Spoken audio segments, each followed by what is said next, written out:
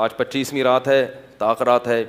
اگر اللہ نہ کرے کوئی اس گناہ میں مبتلا ہے تو وہ آج کی رات رو رو کے اللہ سے توبہ کرے اور کسی بزرگ سے رابطہ کرے کہ حضرت میرے اندر یہ بیماری ہے تو کسی طرح سے میں اس بیماری سے بچنا چاہتا ہوں، تو مجھے کوئی طریقہ بتائیں کہ اس عذاب سے میری جان چھوٹ جائے.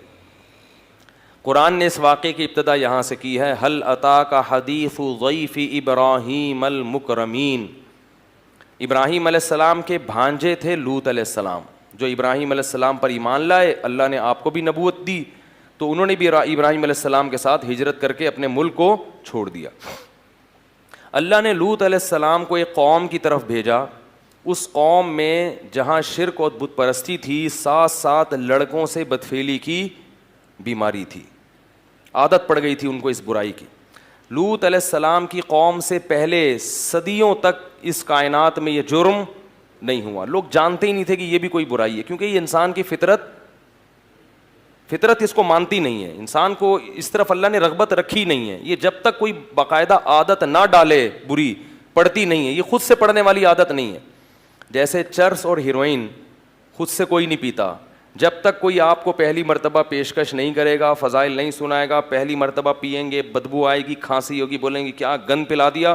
لیکن آہستہ آہستہ اس گند سے طبیعت کیا ہوتی ہے؟ مانوس. شراب بھی ایسے ہی ہے، بدبودار چیز ہے، شرابی کے منہ سے بدبو آتی ہے.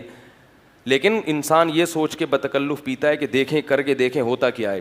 تو یہ جو لڑکوں سے بدفعلی کا مرض ہے، اللہ نے مرد کی رغبت مرد کی طرف رکھی نہیں. عورت کی طرف رغبت وہ نیچر ہے، وہ فطرت ہے، وہ نیچر ہے، وہ ختم نہیں ہو سکتی. اور وہ ختم ہوگی تو یہ غلط ہے. تو اللہ نے پیدا کیا نا، وہ تو نیچر کا حصہ ہے.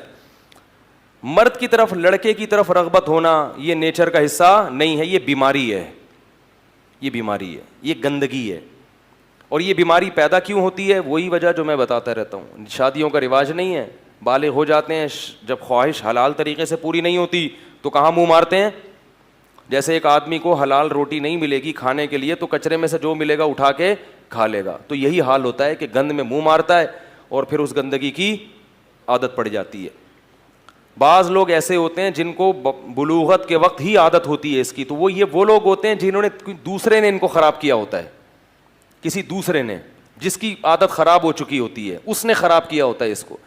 تو ہے یہ یہی کہ جب آپ فطرت سے دور ہٹو گے، نکاح سے دور بھاگو گے تو گندگی میں اللہ تعالیٰ شیطان کو آپ پہ مسلط کر دے گا اور وہ شیطان آپ کو گندگی میں، بولو بھائی، ڈال دے گا.